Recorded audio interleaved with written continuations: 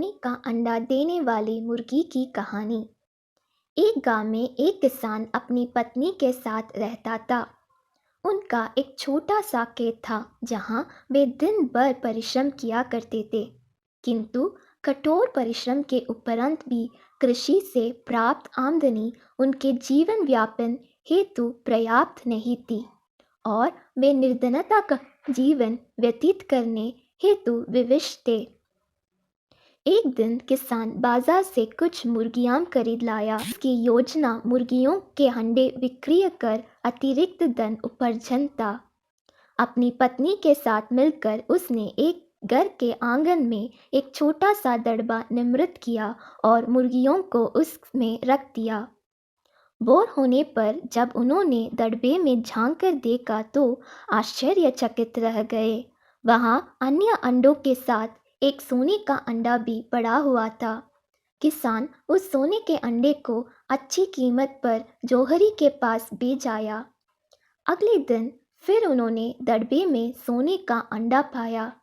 किसान और उसकी पत्नी समझ गए कि उनके द्वारा पाली जा रही मुर्गियों में से एक मुर्गी अद्भुत है। वह सोने का अंडा देती है। एक रात पहरेदारी कर वे सोने का अंडा देने वाली मुर्गी को पहचान गए। उसके बाद से वे उसका खास ख्याल रखने लगे। उस मुर्गी से उन्हें रोज सोने का अंडा मिलने लगा। उन अंडों को बेचकर किसान कुछ ही दिनों में धनवान हो गए। किसान अपनी जीवन से संतुष्ट था, किंतु उसकी पत्नी लोभी प्रवृत्ति की थी। एक दिन वह किसान से बोली, आखिर कब तक हम रोज एक ही सोने का अंडा प्राप्त करते रहेंगे? क्यों ना हम मुर्गी के पेट से एक साथ सारे अंडे निकाल लें। इस तरह हम उन्हें बेचकर एक बार में इतना धनवान हो जाएंगे कि हमारे साथ पुष्टि आराम का जीवन व्यतीत करेगी। पत्नी की बात सुनकर किसान के मन में भी लोभ कर आया। उसने मुर्गी को मारकर उसके पेट से एक साथ सारे अंडे निकाल लेने का मन बना लिया।